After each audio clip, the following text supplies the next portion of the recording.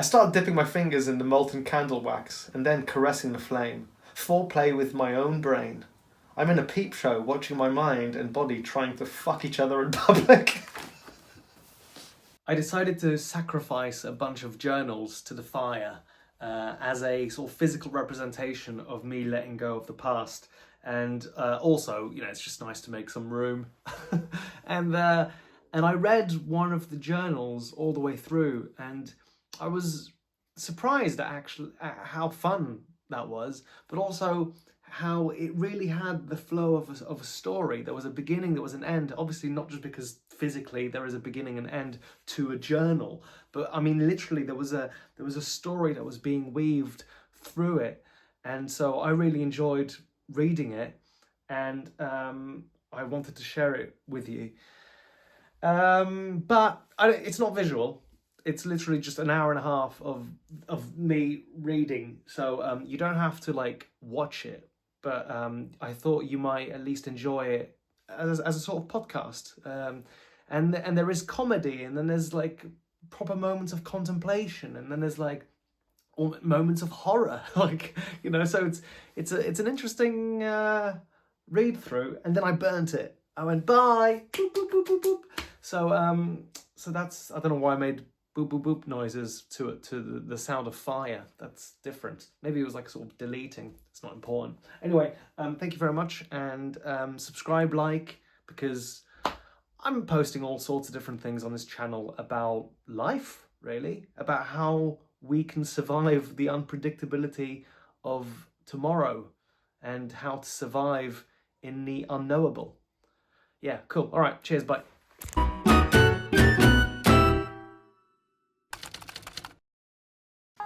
All right. Currently in Marrakesh, 11th of March 2024, sitting on a rooftop of a makeshift restaurant, surrounded by a plethora of unfinished buildings. One wrong step, and I would fall to the streets.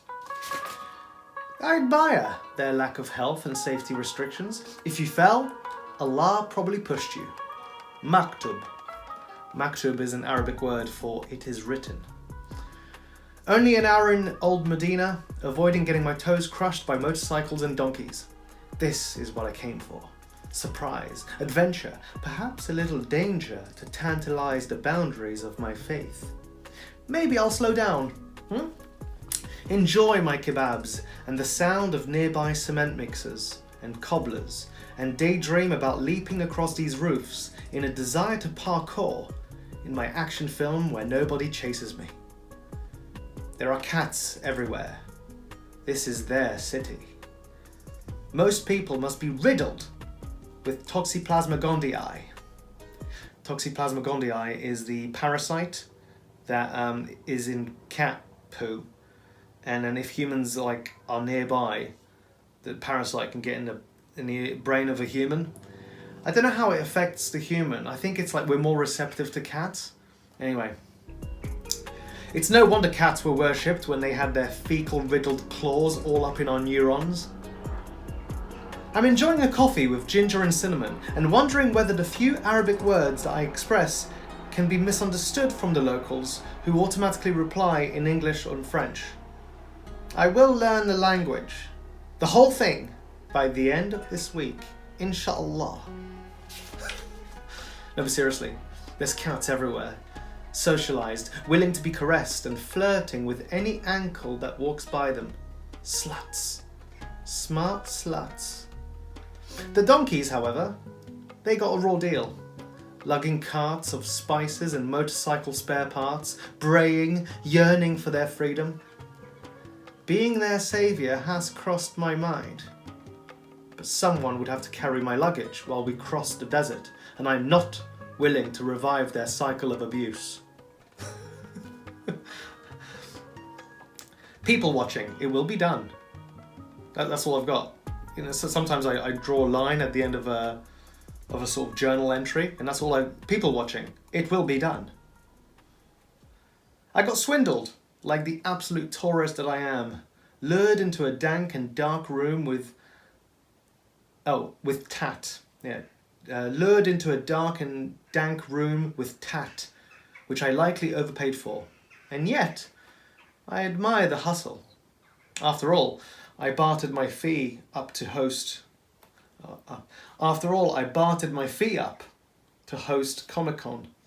A player recognizes when the game is being played.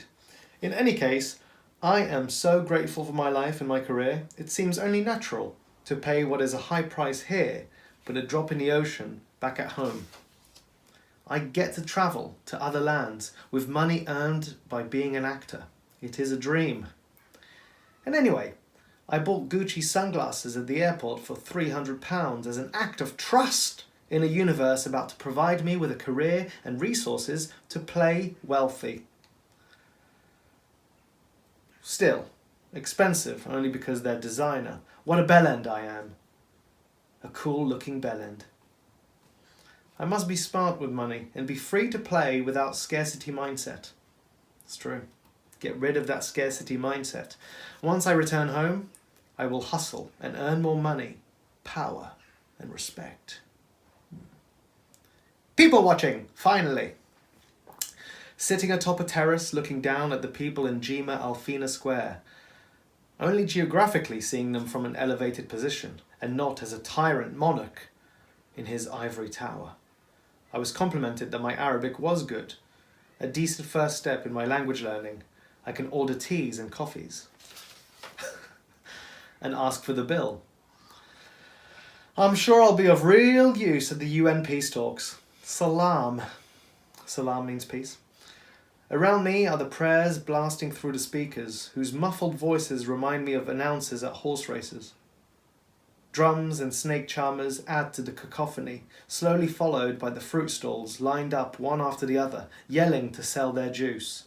Competition is fierce, and every stall looks the same. The cats continue to run the city. The cobras and macaques are made of fools for selfies and social media statistics. If only they knew. Perhaps I can free them as well. I was meant to come here for a relaxing holiday, and instead I bought a very soft cotton shirt I didn't want, and I'm planning to break chains for now 3 species. I wonder what the cats will think of my messianic shenanigans. Al-fatura min fadlik. Oh, that means the bill, please. Al-fatura. Comme facture. Le mot français facture, bill, is facture in French. Al-fatura. So clearly that's a cognate. Oops! I gave shortbread to a man with no teeth. He was hungry, and here I was with a whole unopened pack, a gift. I asked him in Arabic if he could speak English or French, and he replied, opening his mouth wide to see the mistake that I had made. And now it's too late to ask for them back, so I doubled down and told him he'd like them. From Scotland, I said, another world to him. He can suck on them, I thought, until they're paste. I walked away, satisfied with my philanthropy. To have the confidence of a young Moroccan souk salesman, throwing multilingual hellos and other noises to attract attention, I need to remember to have the confidence of someone who belongs. I am of this universe, in this universe. Whatever is there to fear when you no longer believe in eternal death? A young souk salesman. They become jaded as they age. En algún lugar entre las arenas del desierto, el sol y la luna bailan la danza de la eternidad. I speak of confidence for I find myself alone, post weeks collaborating on a movie set, having spent more than I assumed I would.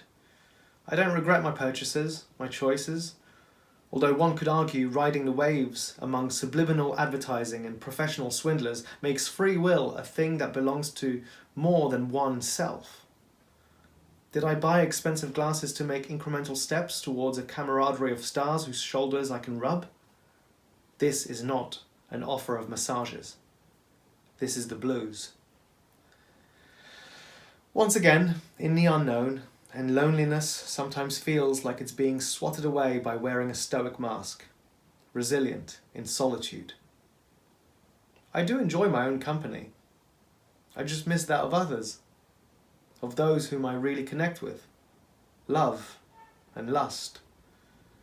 No amount of shopping will compare to the touch of a human who wants it too with you, and of losing oneself in their eyes. If my last few years has taught me anything, it's an appreciation for companionship, which I won't take for granted again. Funny things I've noticed. Locals outnumber tourists. I thought this was meant to be a holiday destination. Tourists complaining when being approached in souks. Yeah, like where the fuck did you think you were? Couples on holiday who hate each other, stuck in a relationship they're afraid to leave, forever forced to look at their sullen faces, which only rise for photographs to show their internet friends. I remember seeing that, yeah. I was in a restaurant, having a little date by myself. It was a really lovely meal. I think it was like it's called the Post Office, I think. Like a really la-di-da restaurant in Marrakesh. And I saw this couple who just looked so upset to be there. And then their phone came out for a selfie. They both sort of lit up. Cheers! And then as soon as the photo was taken, both of them just dropped again. That was a hell of a thing to watch. I'm currently filming a sketch. What does it mean to be present here and now? Am I less present for creating films, or am I in my element? I just saw a mother clicking fingers at her child to get his attention for a photograph. That did make me laugh as well, yeah. Anyway, back to how I capture the moment. I enjoy how I vacation, journaling and creating film. What else? What else is there? I mean, some of this is just me practicing my Arabic. The confidence of a hostel guest. Generally, low-income internationals bound together by walls and a house pretending to be a hotel. Our willingness to share a bedroom gives us permission to treat each other like unwanted children at an orphanage. And when you hear your mother tongue spoken, you butt in with confidence that you're immediately friends. Why can't this be done at home? Wow, you speak English! Me too! Can we be friends? Some thoughts. They should really have merch with the pun Meowakesh, because cats are so bountiful. It's called Marrakesh, and there was loads of t-shirts with all sorts of different, like, I love Marrakesh, etc., etc. There wasn't one pun of Meowakesh. They missed a trick. So much of Morocco either seems unfinished or post-apocalyptic. Why can't we just dump all of the Earth's trash in lava? That's a good point. That actually is a good point. Why can't we just throw all of our debris into, like, a pot of magma? Maybe we do that already. I don't know. That's how the Aztecs got rid of, like, people they didn't want. Just throw them in the fire. Meowakesh de gorgeous dudades. Gorgeous dudades. The night's sleep was interrupted with one of the stray cats crawling under my covers to snuggle up by my thighs, my warm thighs. Forgive my carelessness, is it? Catness? Cattisness? Crassness. My crassness.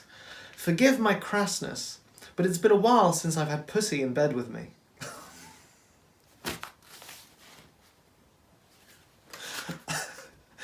All these variants of stray cats had me thinking of the titty twister, the barring from dusk till dawn. Step right up, we've got hairy pussy, molting pussy, stinky pussy, pregnant pussy. Naughty. Bus driving, Arabic class. I'm on a crammed bus racing through narrow, winding and bumpy roads, having decided to write some Arabic language updates. Forgive any loss of control from my pencil to paper. And then I've just written some Arabic.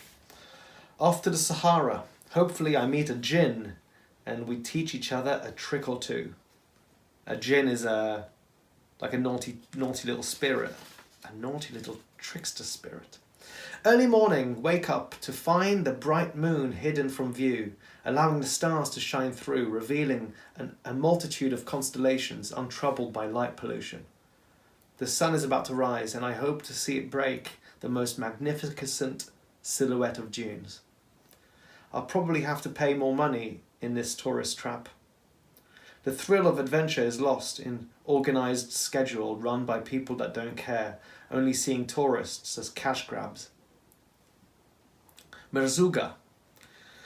Had to write a letter to the guide giving him permission to travel by myself. Oh yeah, this is when I decided not to get back on the bus. I was in the Sahara Desert and I went, I'm not coming back. And they went, like, what? You can't do that? And I went, well, I can, because that's exactly what I'm doing. And I decided to stay in the Sahara. And I just found a local village and just worked it out. I mean, you know, some people might say that that's crazy, but other people would say, well, yeah, I'm the universe. There's no separation from self. So why not take the risk and see what happens? I wonder what our ancestors would think. Yeah, I had to write a letter saying, it's okay to leave me behind. If I die, it's not your fault. I wonder what our ancestors would think. I'm tempted to stay longer. There is adventure wherever you look, if you have patience and imagination. But perhaps returning to work, focusing on my language learning and musical skills, health, fitness, financial building, etc. Maybe that would be a more exciting place to grow. My practicing of languages is going well with all the locals and tourists. As I told some German girls that I'm learning all 6 of the UN's primary languages, a UN car parks in front of the cafe I'm at. Crossroads? Coincidence? I just met a professional bookseller. Professional. Not sure how different that is to the others, but if they've not trained and licensed, I worry I've dealt with amateurs. Oh yeah, one of the German girls was a professional bookseller. I was like, that's such a weird way of basically saying sort of librarian, right? Strange crossroads. A visage, I thought, I recognised in the face of one of the German girls hitchhiking. A United Nations truck that arrives just in time. A production designer working on a film nearby. Do I grab an adventure, or do I let it come to me? After my mad few years, it is wiser to recuperate and build back in England? Or is that boring? Diese Welt ist erstaunlich. Diese Welt ist erstaunlich. This world is erstaunlich, amazing. Unglaublich, incredible. Unglaublich. I imagine those girls told me this, and then I wrote it down because mein Deutsch ist nicht so gut. Ich spreche ein bisschen, aber I did not know. Ich verstehe nicht. Ach, erstaunlich. I called my mother for advice. It seems one of us is never too old for wisdom. What is it? It seems one is never too old for wisdom from their mum. Staying in the Sahara longer, but we'll treat the rest of the time as available for work. Any auditions, send them my way. I may have the opportunity to meet the man I'm named after, Eric. Oh, that's right, yeah, I was named after a projectionist. Actually, I write that down. The projectionist who worked in a cinema in my hometown, Hirson, in France. His name was Eric. And my great-grandma worked with him. She was like selling tickets and popcorn at the cinema. Isn't that kind of cool? I'm named after a projectionist.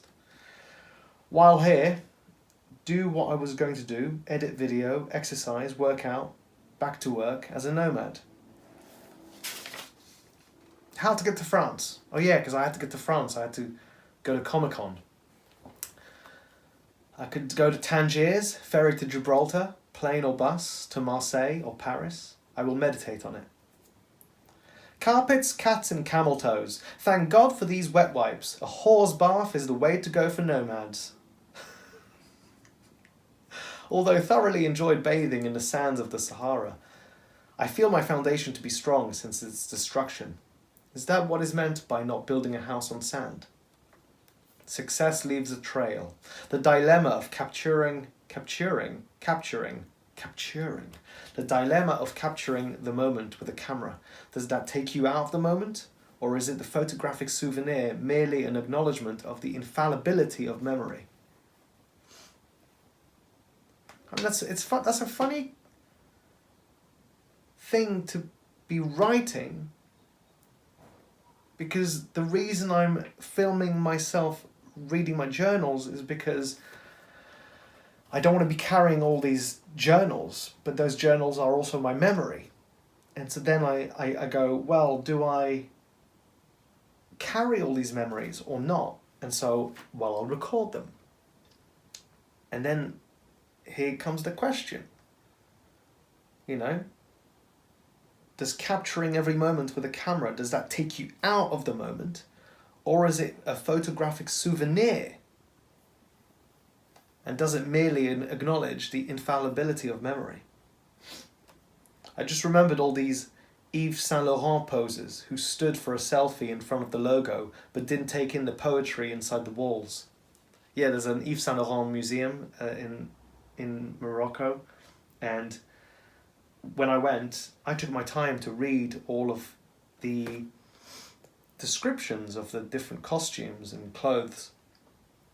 And so many people went there, and there's the beautiful Yves Saint Laurent logo as you walk in, and there was a line of people just waiting to get a photo next to it. But then I would see them just rush through the museum. They weren't taking anything in. I found that so strange. This is not just first draft, it's the final draft. Prose fully edited before they even come out of my mouth. Oh yeah, this was like an acknowledgement that journaling can be quite messy. I enjoy writing beautiful things, but when you journal, it's whatever comes out, and sometimes there's poetry to it, sometimes it's funny, sometimes it's sad, like it's unpredictable, sometimes it comes out staccato, it comes out messy. People that have to narrate everything should be banned from being near people. What does that mean? Is that a reference to me right now? I'm currently narrating. I'm not narrating, am I? Am I narrating? Is this narration? Or am I reading like an audiobook? Anyway. The cut on my right ring finger is being inflamed by my writing, rubbing against a pencil. I'm so brave. Forced to sharpen the tip by biting on the end of it and twisting the sharpener with the unbruised fingers. I'm on the edge of the Sahara. What a great way to start an adventure. And then there's a few more Arabic words. I visited the source of the Todgar River, meaning life. It was interesting. It was interesting to see water appear out of nowhere. 1 minute the gorge is dry, the other it is flowing freely to quench the goats and locals, whose hardship is heard through the children, begging at a pitch similar to puppies demanding mother's milk. The Berber flag, the Berber flag, the colours of earth, oasis and sky. Moroccan, green oasis with the star to represent 5 pillars of Islam. The Shahada, the Salah, the Zakat, the Saum, and the Hajj, which is faith in one God, prayer, almsgiving, fasting, and pilgrimage. Dilemma with carpets. A free tea, perchance spiked with subliminal plant matter to make us more pliable for purchasing? Probably not, but I wouldn't put it past them. Masters of the hustling craft.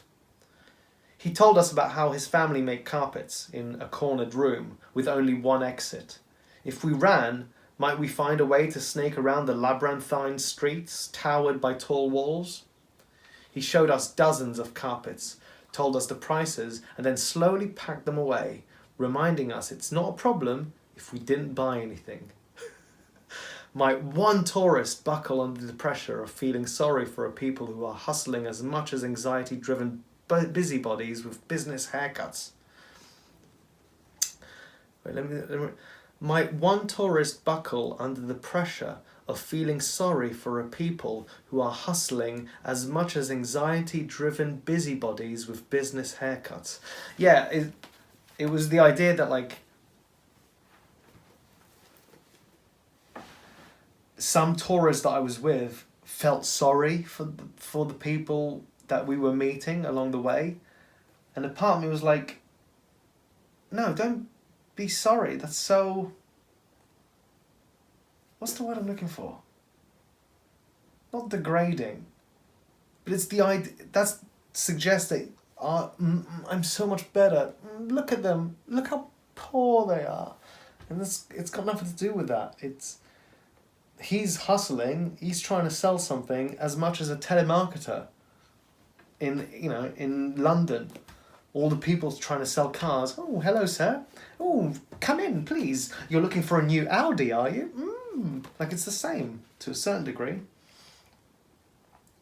Is it desperate that the children are trained to beg, or is it part of the hustle game to pull at the heartstrings of weaker mind? I mean, it's a fair point. So many tourists were like, fine, I'll give you all my money. And I was like, la. La. I can't be giving all my money away to every single screaming person that wants money. I mean, I get it. I get ya. After all, the economy here is different. The state of mind, the air. What do I know of correct behaviour? I have my boundaries, of course. Am I being cold and uncaring to not willingly give all my coins to every child that tends a hand? Or is my evasiveness survival in an alien environment that attempts to manipulate the outsider's psychology? After all, there is a history of colonialism from my countries, which I have to consider. To be grateful for the privilege I'm afforded, yet simultaneously sorrowful for. And does that mean we must pay the price of repenting for ancestral crimes to potentially resentful people? It's a good question.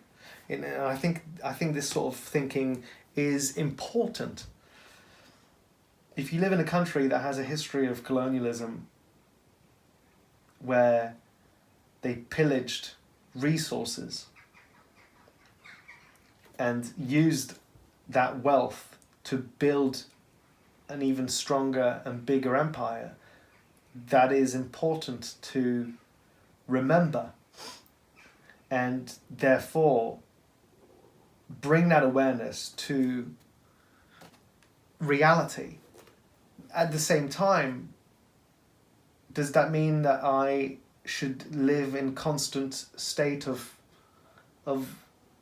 sorrow and grief and shame because one of my ancestors, maybe 100 years, 200 years ago, thousands of years ago? I mean, surely all humans come from a lineage of the entire tapestry of what it is to be human. It's shocking.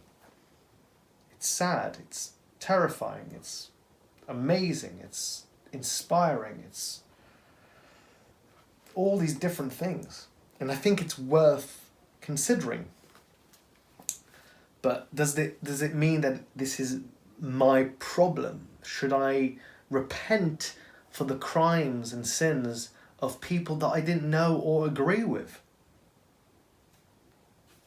I don't know. Anyway, I didn't buy a carpet. I wanted to, but any problem with delivery, what am I to do? Oh, hello, can I speak to, someone in the Atlas Mountains?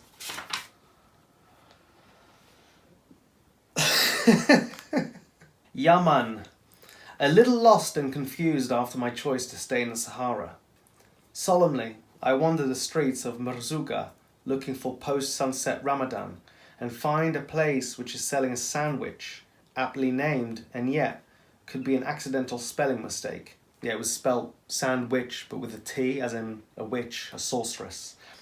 Sandwich was too good to pass. I sit in order, making brief conversation with Huda, whom I asked the name twice, for all I could think of was the word Jamila. Jamila means beautiful. Not sure how, but our interaction led her to want to give me an Arabic name, Yaman. The female chef and Huda laughed and spoke in a way that needed subtitles. I asked her what it meant. Redoubtable, intelligent, efficient, strong, prosperity, to be fortunate and happy, a token for good. When I asked her about the typo on the menu, she came close to me and all I saw was her jet black eyes. It was the end of her meal, or shift. Either way, she left. Ice cream! Her name means the right guidance, Huda, the correct path. Acting clues for cinematic progress. Someone said that they could see me play an elf in Lord of the Rings, not an orc, an elf. How things have changed. Honestly, I used to get called, orc, golem. So I'll take an elf. Someone else said I look like a bad guy with my long hooded tunic. Again, brilliant. Playing crow was a privilege. Time for it to be left behind me. And same goes for my story of self-destruction. Tomorrow is the 5th anniversary. Desert, part 1. I assume many hymen break on a camel's back. Many a hymen. After a brief ride with thighs slowly burning, I instinctively wrapped my legs in front of me, cross-legged on the camel, and heard a thought whispered in my mind. You know the way of the desert now. I cut my foot on sand. Sand! I know sand makes glass, so maybe I bypassed the middleman and got cut by sand. It's just dehumanizing to realize I have such soft feet. And yet, I wouldn't trade them for the calloused soles of an athlete trained on burning coal. I am extremely ticklish. So much that it wouldn't take me long to reach a state of nirvana when gently stroked, caressed by the long nails of a human female. Or the end of a dog's wagging tail. I almost made my trousers pregnant when a friend sucked on my toes. What am I writing?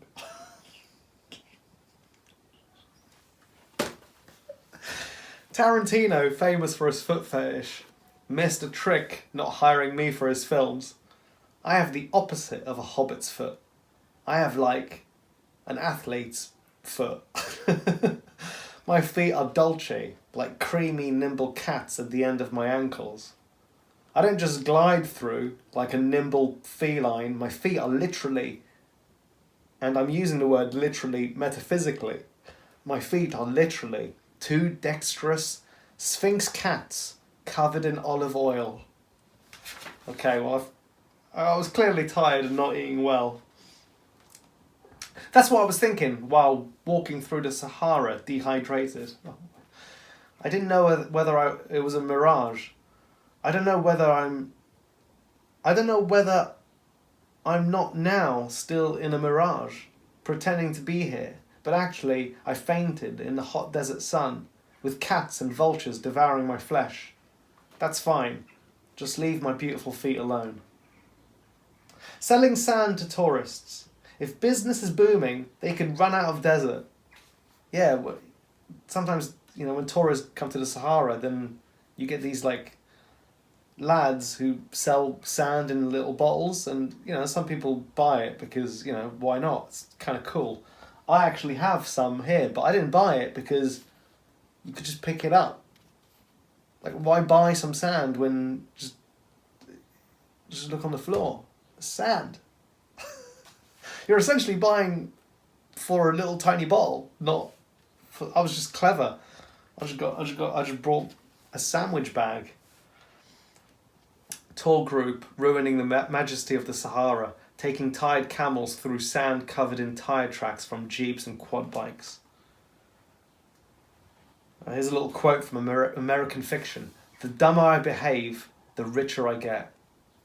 The dumber I behave, the richer I get. Yeah.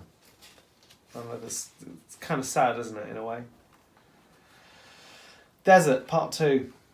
Getting lost in the desert would be so good for your thighs. I climbed one half of a dune and I was exhausted. I found a bush where I could shelter from the sun, caught my breath, and I could still see my hotel. Here's me thinking I'll venture out into the Sahara by myself with one bottle of water and bread in case I need to be a good companion. Conpan, with bread, companion. I worked out why sandals were invented. For this very reason, treading on sands. Moses didn't cross a landscape of deserts in his Air Max 95s. Once I reached the top of the highest dune, I knew I only had enough energy to fight maybe 3 or 4 of those birds. But there were dozens, with huge beaks and talons. Pharaoh eagle owls. I went for a nice stroll and saw a dune. I thought I'd climb it. Turns out it was further away.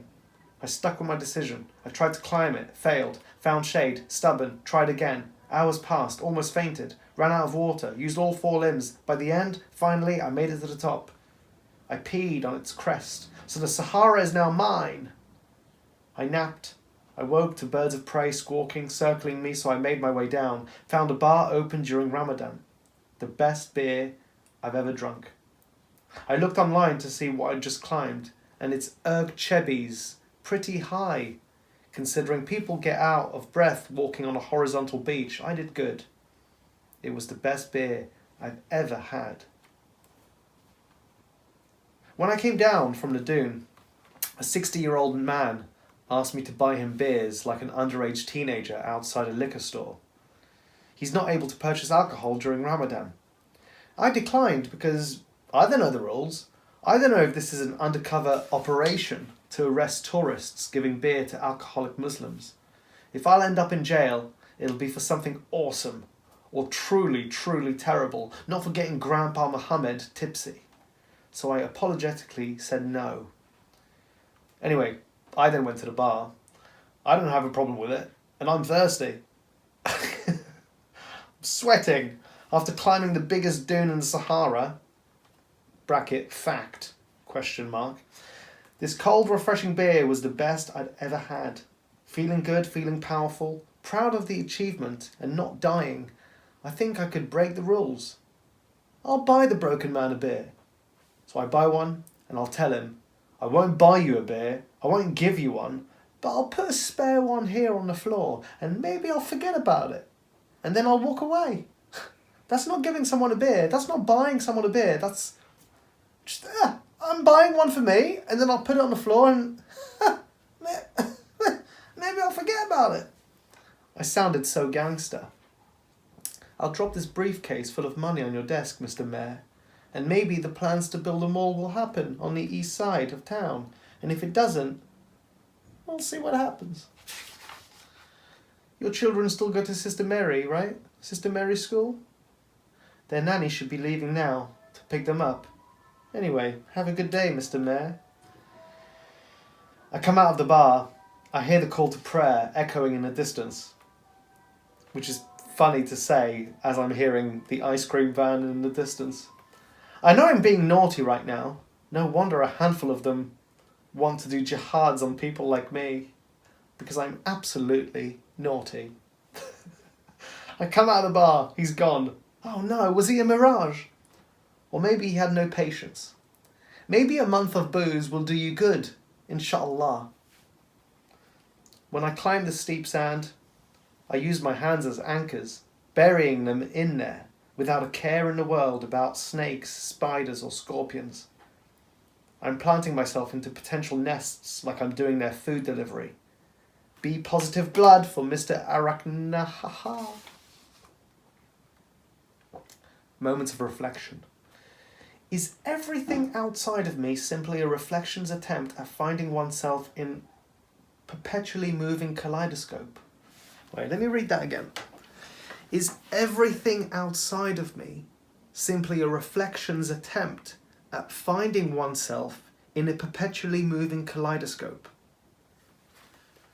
Occasional synchronous crossroads where 2 or more intertwine in a unified mandala we call home. Was my trip in the Sahara a representation of my inner world, a cinematic handshake where the internal and external meet? much like a character in a movie whose psychology is represented in set design. Money. Am I an idiot for so freely giving some of my money away? It's not much in the grand scheme of things, but this behaviour can chip away at my earnings. Or is that a form of tidings, a donation to those in need? Yesterday, again, it's funny that I'm reading that now, because yesterday I did give money away to 2 buskers. You know, artists support artists. That's what I thought. But this is a different yesterday.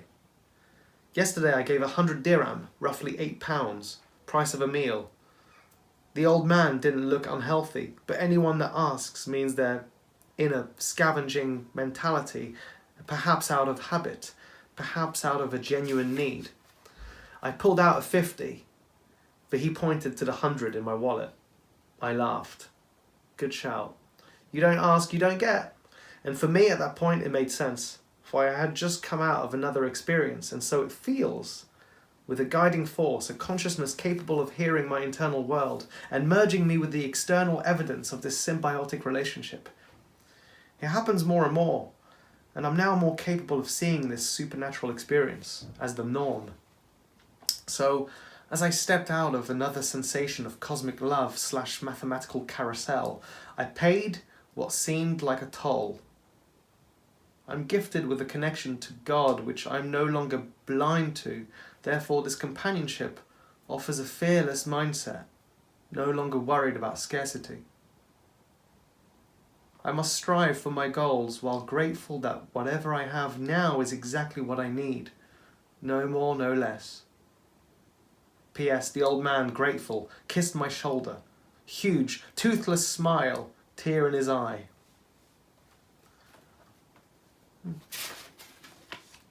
If my internal and external are the same, then is giving someone in need money simply aiding myself in the process? In a way, just more complex. One thing, frustrating, is helping, then meeting another who needs help, and giving less due to the previous donation, then meeting another, and another, and another, and another, feeling guilty and shame. Feeling guilty and shame must stop. It's not possible for me at the moment to make a huge dent in the defeat of humanity's crisis. Hold head up high that I'm trying and improving.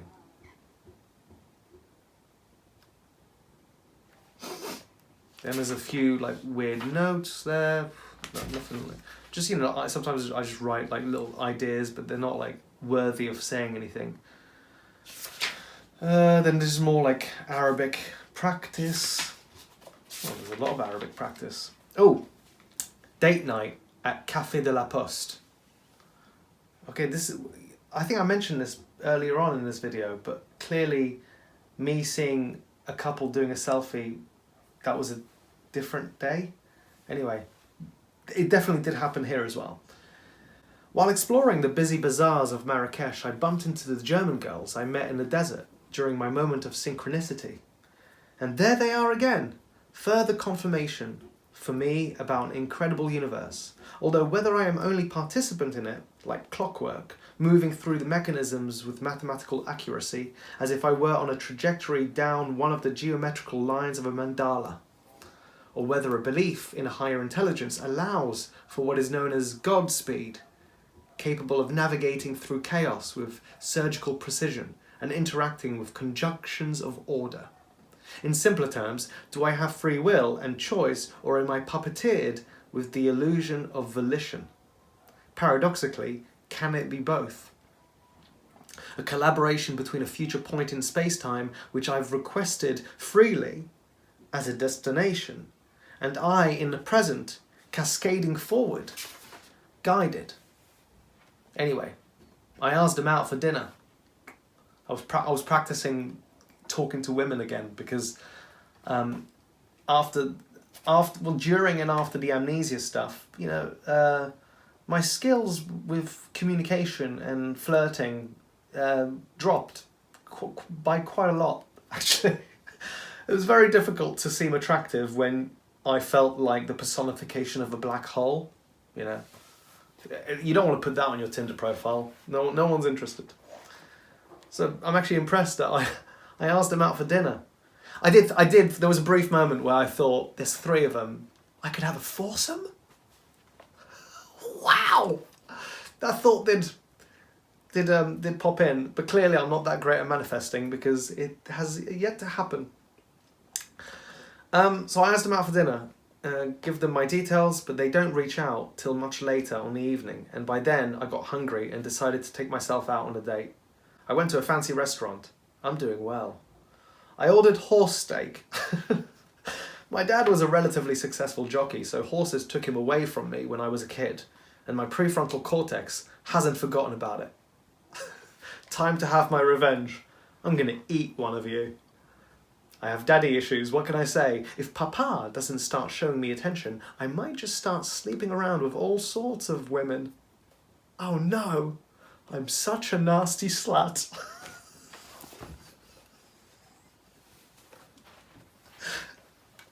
Red wine. I obviously ordered the one called Mirage. Being present, the 5, 4, 3, 2, 1 exercise. Sight, sound, touch, smell, taste. I started fake drinking the candle to make myself laugh. Another customer laughs. I was worried for a second. Oh yeah, I sort of pretended to drink the candle just for myself, and then I heard someone laughing and they were watching me. And they said, I was worried for a second. So, sight, sound, touch, smell and taste, right? Taste. Olive pomagnard. I flirtatiously feed myself fries, teasing them in, playfully caressing my lip with the tip of the chip. Whispering naughty things to myself, which makes me laugh, really loudly.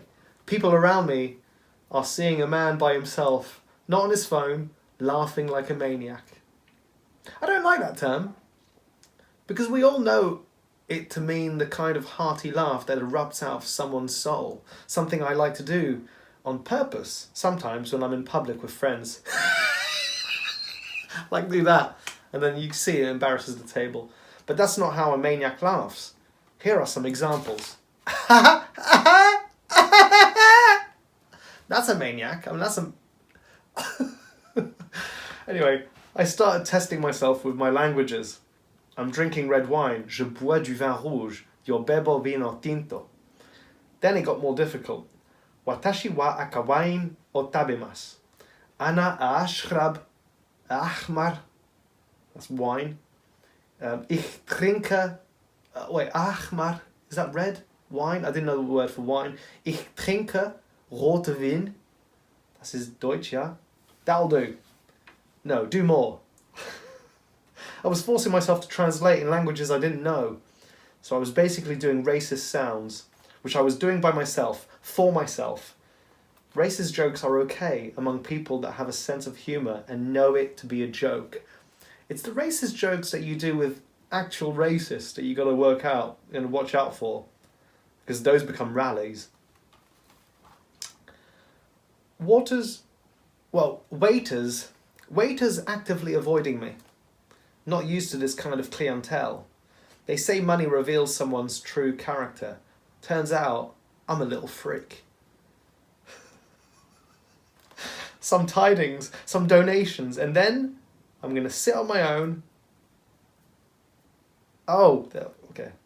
Some tidings, some donations, and then I'm going to sit on my own laps for a night of cocktail and VIP stand-up comedy for one. If anyone knows how to make me laugh, it's me. And for it to work, I have to play hide and seek with myself. We are so naughty. I don't remember writing any of this. Husbands forced to take selfie so their wives can show all the girls at home just how much fun they're having. And once the selfies are taken, the couples enter a period of deep silence until the perfect photo is chosen, edited, a good caption is thought of, and finally sent. This process can take up to 45 minutes. In that time, the husband may experience adulterous thinking with one of his wife's friends, who will inevitably, yet jealously, like the photo for her loins too burn for her friend's husband. As the night progresses, I gently drift into a somnambulant state. The solitude, although sweet, can sometimes shift like a pendulum to a feeling of emptiness. I notice one of my hands is stroking my neck as an unconscious reminder that I'm not actually alone. We're never really alone. And then in brackets I put maniac laugh callback. I relax into the moment of loneliness. No need to fight the present moment unless an actual, physical, literal fight is happening. And in that case, destroy those in your present moment. I breathe, patient, for the me inside of me is brewing up a grand punchline. He's making me think I'm alone, but he's in here somewhere, calculating a joke that'll have me laugh so hard I'll have to tense my Kegel muscles, so that I don't accidentally piss myself, although that too would be hilarious. What would be funnier is if I accidentally peed myself and accepted what had unfolded, or if I purposely urinated in my trousers, a choice to take ownership of my bladder. I'll pee on me when I decide. Inspired by all the couples taking photos, I asked the waitress to take one of me. I'm alone.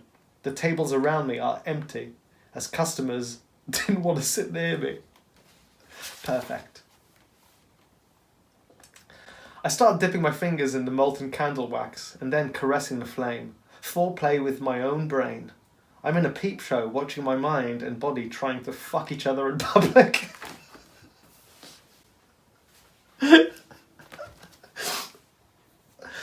It's at this point I realise I'm in trouble. This is the best day I've ever had. Someone who gets me, who's present with me, who's flirtatious, but not too much. Not too much me. I suddenly understand every lyric to every Ariana Grande song.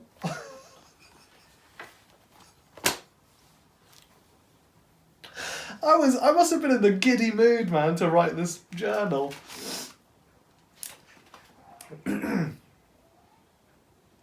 I ordered myself a creme brulee. I didn't want dessert, and that's exactly why I'm having one. You devil. I didn't eat it for a while. I simply enjoyed pretending the spoon was an ice skater, dancing on the slippery, sugary surface. And then suddenly, oops.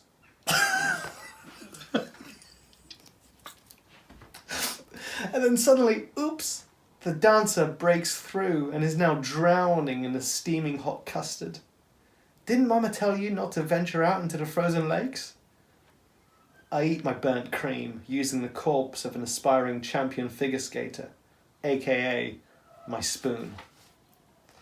I freshen up in the restroom before departing. There's nothing more satisfying than peeing at a urinal while farting and singing "Dream a little dream of me" as someone else is trying to pee at a urinal next to me. I pay, I get back to my hotel, and I have a wank.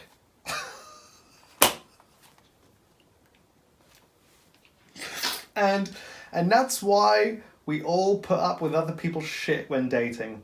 Nothing compares to someone else's hand when having an orgasm. Brackets, maniac laugh callback. Something about that Mirage red wine was great because it turns out I'm still in a restaurant. I just wrote myself a set. That was quite funny. I mean, well, I say it was funny. I think with stand-up comedy, you know, you can write something that's funny and then you have to work out how to perform it. I was reading this as if for the first time, right? Because, well, it was. I haven't read this. I don't think I've ever read what I wrote 2 years ago. And that story, I mean, this whole book actually is like another show. Good fun. That was fun. But that little section of the restaurant, that could be a set, right? That could be a 5, a 10, a 20-minute set. It all depends on how it evolves over time. But that was really fun. Oh, this book takes a turn. Well, what? I don't know what's going to happen. At the airport. About to leave Morocco after an adventurous ride between fiction and reality. I can't quite escape the story that either I've told myself as I rebuilt from the memoryless void, or that I was/am participant in odd things happening while I was here. Magic, technology, clockwork, mathematics, mechanisms, God. It's hard to tell. Either way, I now depart with a trip to Palestine next month, a country currently in crisis, facing genocide. Right. Yes. Now, just so you know, I ended up not going. One of the reasons I didn't go in the end, and I might be mentioning that, I don't actually know, I decided to go, I can't remember where in Palestine, but I wanted to be of service. I wanted to help. I wanted to do something to help. And the day I mentioned it to my parents and some friends that I was going to go, it was also the day Iran fired all those missiles towards Israel. And just based on the feedback I was getting from friends and family, I then thought, yeah, okay, maybe I'll be of better use somewhere else. I don't know. But that was a choice I had made. Why am I going? Well, the reason feels instinctual. And if I am to dissect my motive, I would find a variety of responses, from selfish desires to humanitarian benevolence, causes sprung from spiritual, religious, metaphysical possibilities. One thing I believe is that I am capable of being present, compassionate, attentive to a people who might need a helping hand. My faith and fearlessness of death allows me, I assume, to confront more challenging realities, hoping I am capable of being strong for myself and the vulnerable.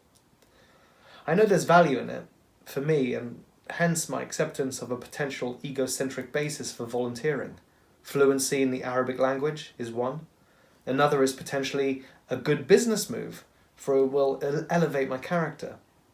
And my balanced approach to the conflict should aid my career when I return. I write this for transparency. I understand every action may be transactional in all sorts of different ways.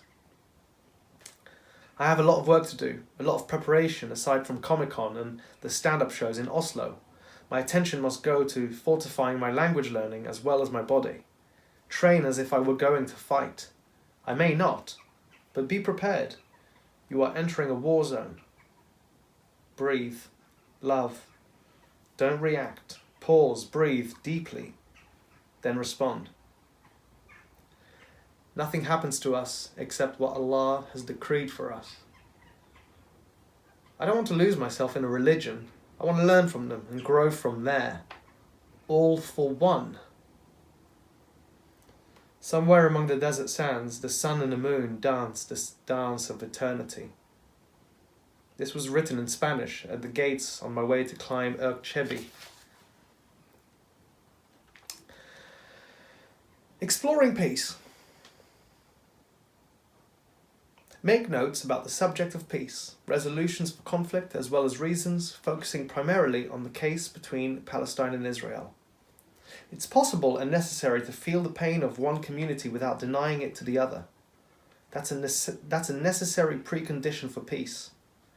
Israel and Palestine both come with multi-generational trauma that can be traced back thousands of years, if one is so inclined to look that far back, for a reason to perpetuate conflict and seek revenge. Dehumanizing people leads to violence. Collective punishment is a war crime, and both sides have a minority who fan the flames. Neither listens to the other side because they feel vindicated, leaving no room for doubt in their perspective. Sounds like the arguments my ex-wife and I had. It seems the population of Israel and Palestine aren't necessarily being voiced by the rage-filled leaders. Those in charge aren't a monolith of the people. Genos, side. Genos, Greek, for race and tribe. Side, kide, for Latin, to kill. A term coined by Raphael Lemkin, a Polish Jewish lawyer who fled the Nazi occupation of Poland.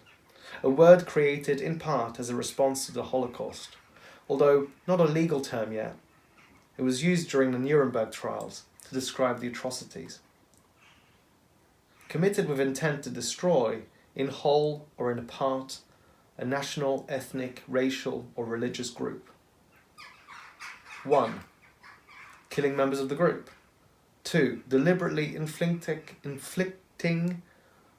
on the group conditions of life calculated to bring about its physical destruction in whole or in part.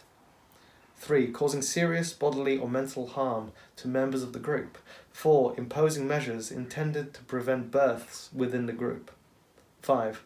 Forcibly transferring children of the group to another group.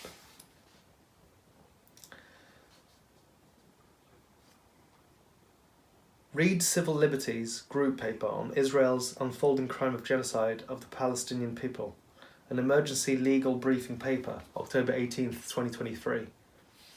The Israeli Defense Minister: Gaza won't return to what it was before. We will eliminate everything.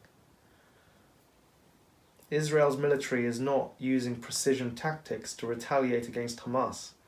It's using whole-scale bombardment with no care for targeting and instead inflicting death on all.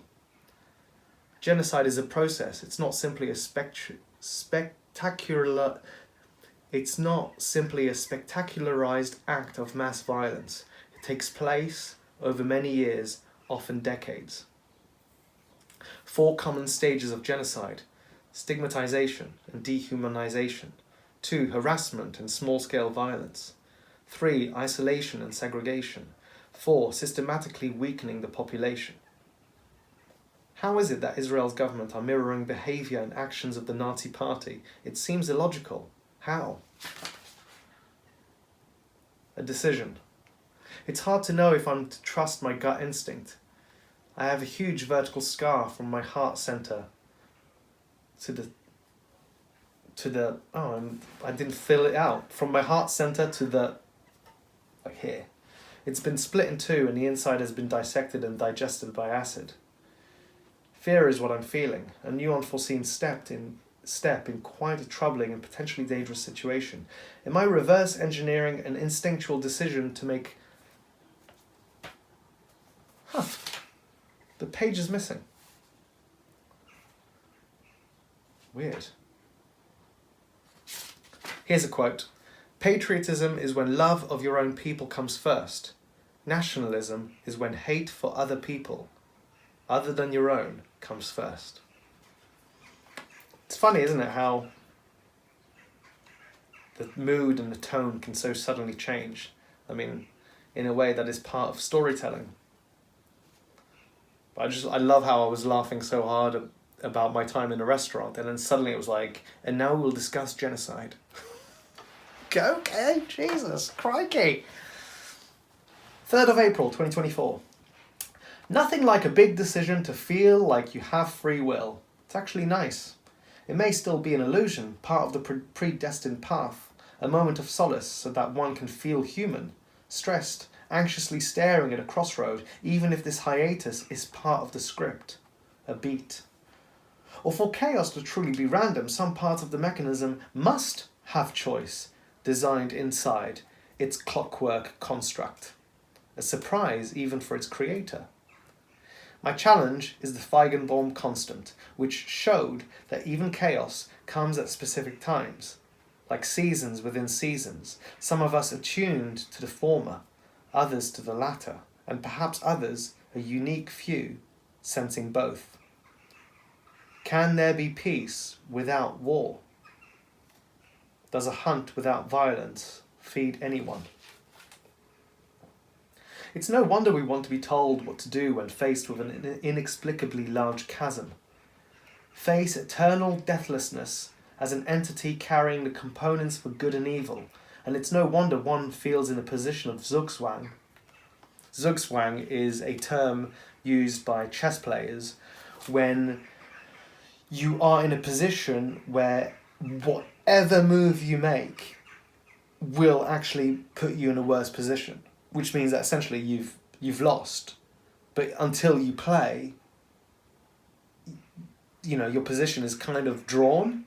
But the fact that you have to make a move means that you then immediately go into a worse position, and that's called Zugzwang. Life is strange when 1 + 1 = 1. is the year 1984. The reason I say 1 + 1 = 1 is because I actually touch about that in the show. I mean, everything that I've written here sort of gets... The last 7 years, I've clearly been working almost towards a show, whether I knew that or not. But 1 + 1 is 1 is the idea that 1 + 1 is 2, right? But 2 is a whole number. It's a pair. The word pair is one thing. A pair, a trio. A trio is one thing. It's a trio. It's 3 things, but it's a trio. It's like the planets. The planets are all separate, and yet they're a solar system. So it's the idea that, you know, multiple things can also be one. Breath works. Feeling like both the center of the cosmos and its edge, all-knowing, and therefore knowing all of it is unknowable. That's probably why I constantly laugh and cry at the same time. Tout comprendre, c'est tout pardonner. I feel alone in those moments. Anyone, a potential NPC or projection from my subconscious, prepared to feed me lies.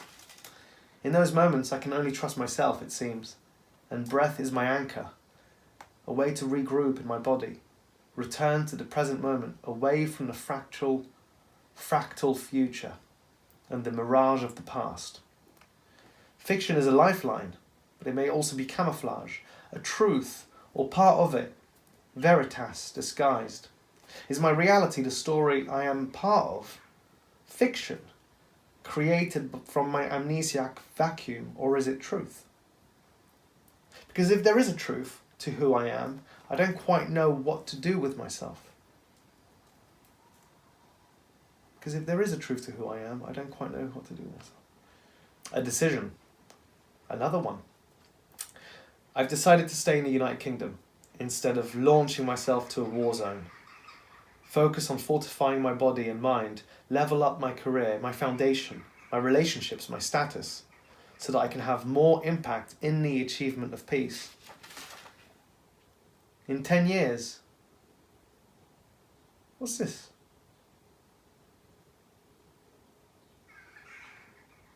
Huh. 9th of April. At the airport for Oslo, speaking to a woman named Hutch, after I asked to see if I could remember how to solve her Rubik's Cube. Working on becoming a diplomat, I told her. I've never heard myself say that, but it sounds about right. Then there's more Arabic there. 15th of April. I returned from a week of work in Oslo, and it's been a confidence boost I very much needed, both as an artist and as a lover. Oh yeah. Oh yeah. Oh yeah. Yes indeed. I remember now. The shows went so well, weaving improv together. It felt magic. I should make notes on how fully known... Oh no! More has been ripped away. Wow, there's something kind of fun and amazing about the fact that I must have revisited these pages previously, maybe in some sort of drunken stupor, and gone, no, I don't want to see this again. Or maybe I was writing really like secretive things. Things that nobody should read. Like my very own personal Ragnarok.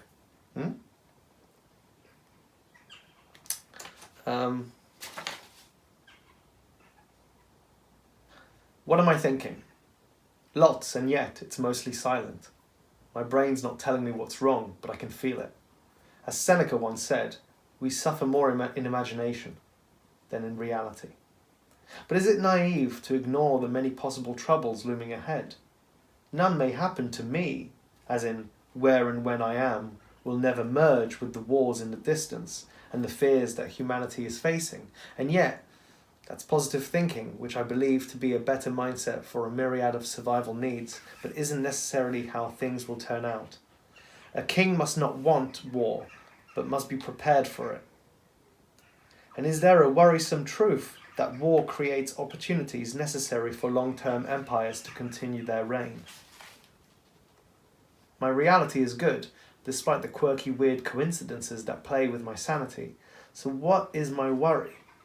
Am I manufacturing drama for my entertainment? Things come together in a way that feels like I'm playing with myself across time and space. But is it the same me, just later? Or is it a me that I'm quantumly entangled with? There are signs, breadcrumbs, that suggest a playful communication that makes me feel in the middle of the past and the future. Clowns to the left of me, jokers to the right. I trust it, or I'm forced to trust it, but it's kind of terrifying, the possibilities. I may be oversimplifying something something my comprehension. I may be oversimplifying something that may be something my comprehension. Magic and technology blend that have a way to make me feel alpha and omega.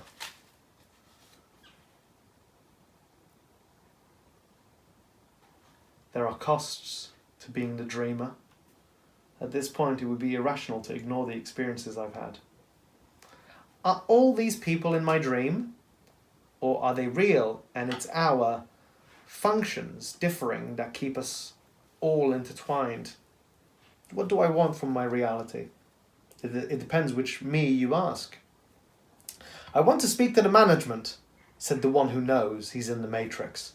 And I want to know when I'm speaking with, so I can trust myself.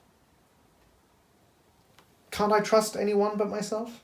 If you trust yourself, what does it mean about what you believe? The devil is a fallen angel. And why do we fall?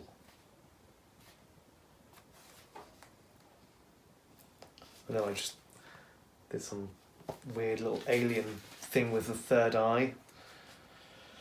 And then I started doing drawings about boxes in 2D and 3D.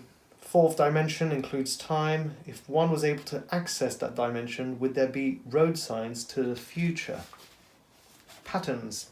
Seeing connections that aren't there, making meaning, causes confusion and paranoia. These patterns might seem profound or ominous, leading to distorted perceptions of reality and heightened anxiety. It's a state where the mind tries to make sense of chaos, often leading to delusions or hallucinations. Time to give all this nonsense up. Drift away from memories that taint my present. I admit it. I'm probably wrong about what I thought I saw. I can't.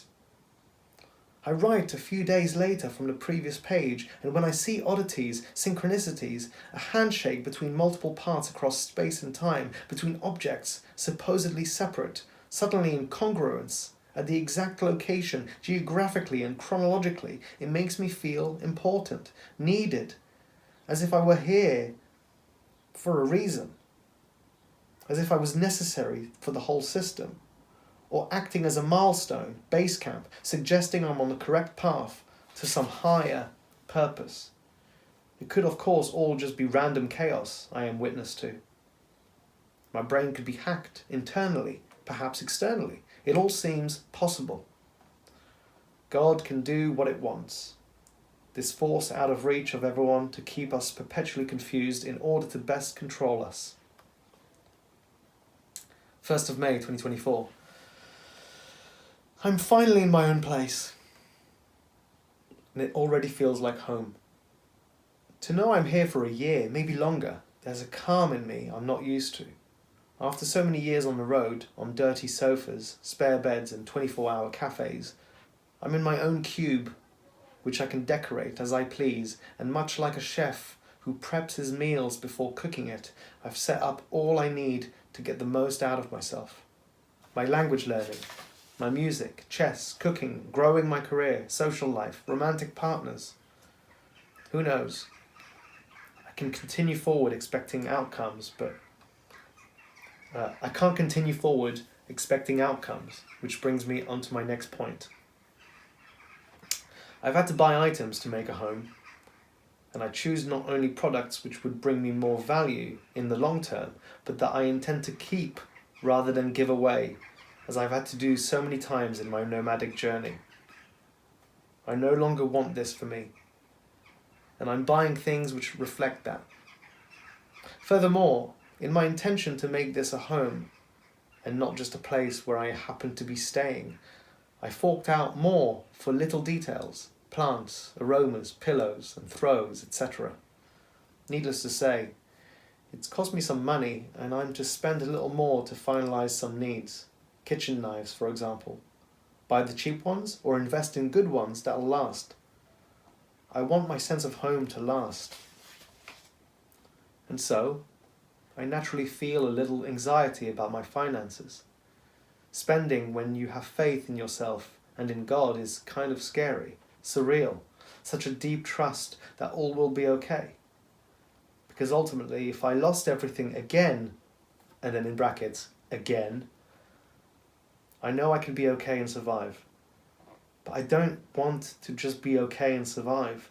I want to live free, happy, loving, and thrive. Thrive.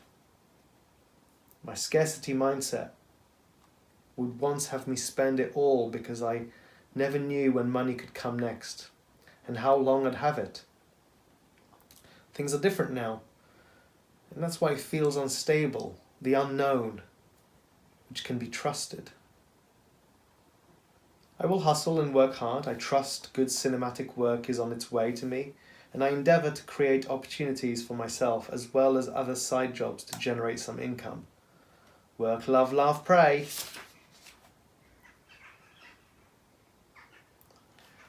Then some of this is just not as exciting. It's just more journaling on like making progress and saying things like, fools rush in where angels fear to tread. Okay. Patience isn't inaction. Yeah, there's something about acknowledging that being still, meditating, breathing. For me, sometimes that feels like where am I going? What am I doing here? But patience is not inaction. It is in itself an action.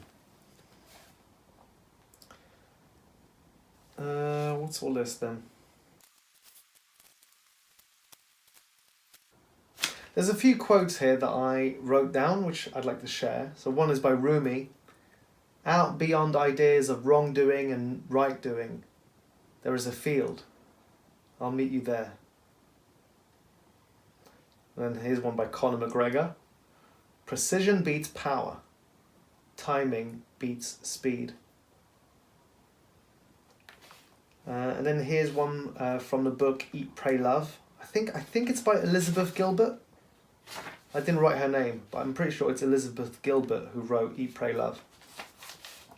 Italians will tolerate hideously incompetent generals, presidents, tyrants, professors, bureaucrats, journalists, and captains of industry, but will never tolerate incompetent opera singers, conductors, ballerinas, courtesans, actors, film directors, cooks, tailors. In a world of disorder and disaster and fraud, sometimes only beauty can be trusted.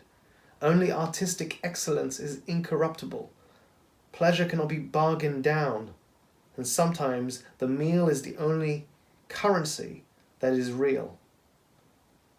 To devote yourself for the creation and enjoyment of beauty, then, can be a serious business. Not always necessarily a means of escaping reality, but sometimes a means of holding on to the real when everything else is flaking away into rhetoric and plot. That's beautiful.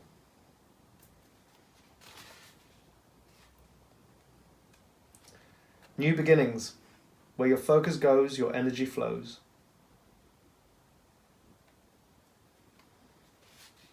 Yeah, a lot of these journal entries then become me trying to, improve the minutiae of what I was trying to work on. So like my music, my chess, this is all now journaling the minutiae of that. And so it's not actually as, if you like, it's not as interesting to read.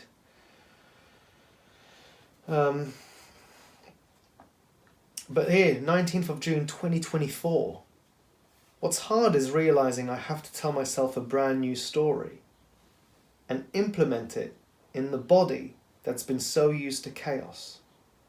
Time for stillness. This was back in 2024. And I was saying I need a different story. Granted, I was still living this story.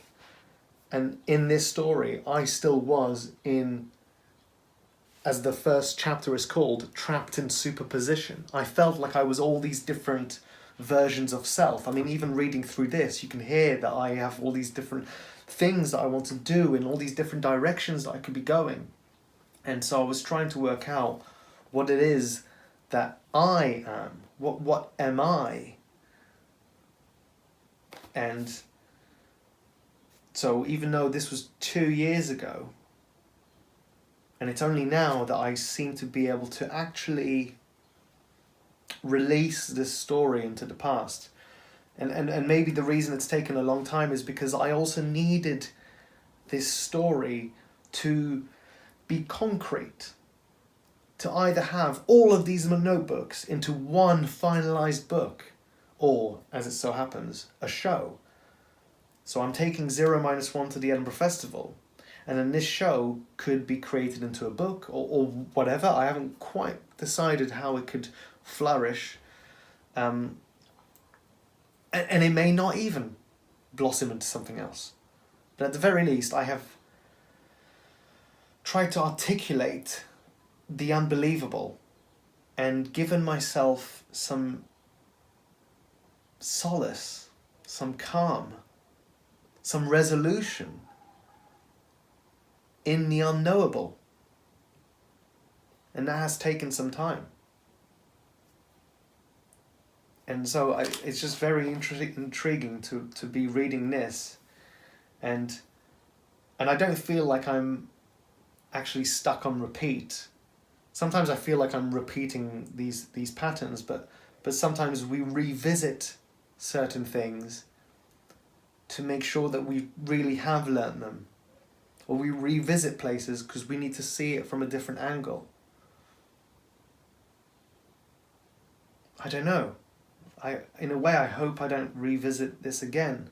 And then, is going around in circles really all that bad?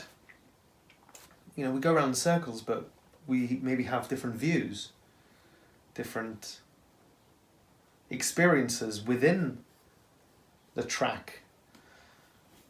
You know, bodies as big as Jupiter go round the sun. The sun goes round the galaxy. So is it so bad that I too go round in circles sometimes to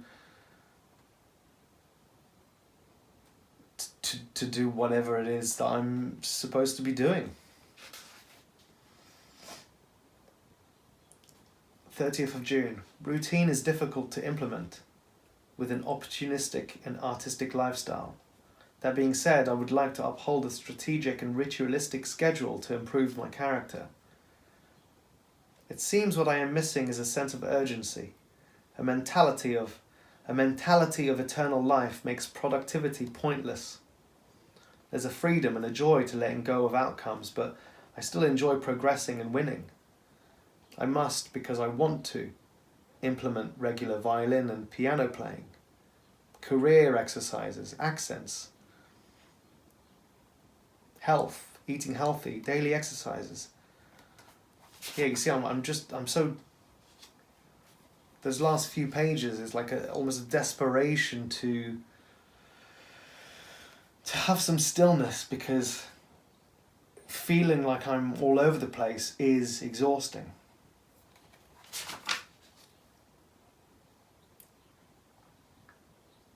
August 2nd, 2024. At any point I can change my mind, change my identity, change direction. Working out or coming to terms with what I is, what I am, in a universe subject to the microcosm and macrocosm, to past, present and future, is simultaneously challenging and liberating. I'm free because considering all the variables is impossible, and yet I must take responsibility to captain my ship through whatever weather, whichever wave across land, sea or sky. Each decision, every choice must be considered and instinctually decided. A trust in oneself goes beyond surface level comprehension. For the Occam's razor. No, I added razor.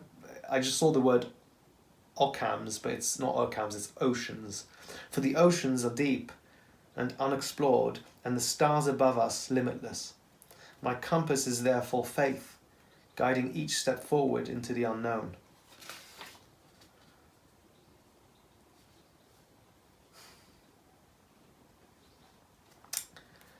A quote by Aldous Huxley, The Doors of Perception.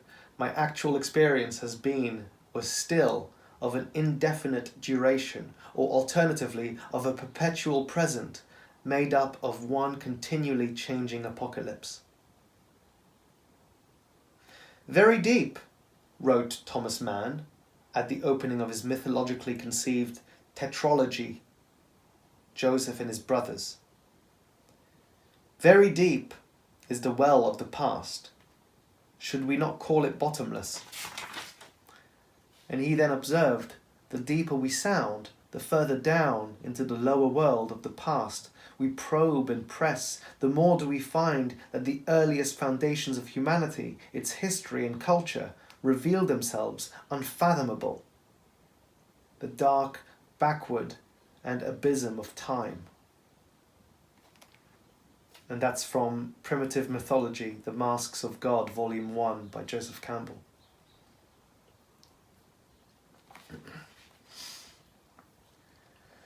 The really important facts were that spatial relationships had ceased to matter very much, and that my mind was perceiving the world in terms of other than spatial categories.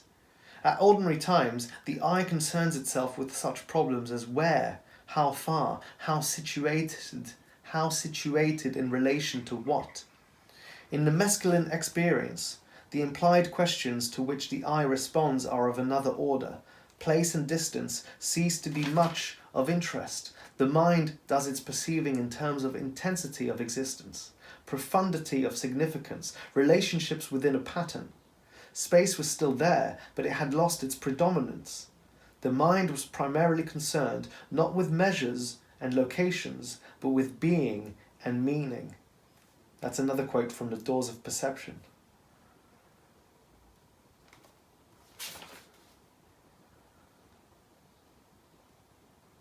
So to look at the past for answers may be futile, despite our necessity for standing on the shoulders of giants before us. To move forward, we need to know things and stuff that, as far as I understand, was before now. La Tomatina. I went to La Tomatina in Spain. A bizarre and beautifully crazy event, the largest non-eatable food fight in Buñol, Spain, throwing tomatoes at each other, strangers from all over the world. It was nice to forget for a moment, myself, and chuck pulped mush the colour of blood, laughing and being silly with people you've never met before and will never likely meet again. My story is all about... My story is about all I've got to my name right now. But a story is a whole lot more than most people got. A quote from We Need to Talk About Kevin. I actively searched for an appropriate passage from that story, as that's where I was first introduced to the festival, La Tomatina. I discovered the name of the two main characters, the mother and son with their tumultuous relationships, are the same as my parents, Ev and Kevin. Of course, that's just a coincidence. I mostly brush these synchronous moments away now, almost numb to it, like discovering the doctor who prescribes me antidepressants is named Joy. Oh yeah, that did make me laugh, yeah. Coincidence? Just another oddity to add to the pile? Is it really all my doing? And if so, I feel I could be doing better and more exciting job at manifesting a tale. Occam's razor, and now I'm speaking about Occam's razor. Occam's razor is impossible in this reality of mine. It's why I'm so tired, so lonely, alien. My brain is probably constantly calculating and processing all the meta and supernatural elements happening alongside the more typical scenarios. the majority of society seems to be dealing with. For me, there's no doubt that what I'm saying is truth. I don't quite know what's going on, but I know there's something behind the sense, behind the scene, orchestrating our lives, or at least mine, for I can only truly speak for myself. Pulling strings consciously or simply participant in geometrical clockwork self-similarity. I look forward to burning this, but I'm so glad I took a little moment to actually read through it.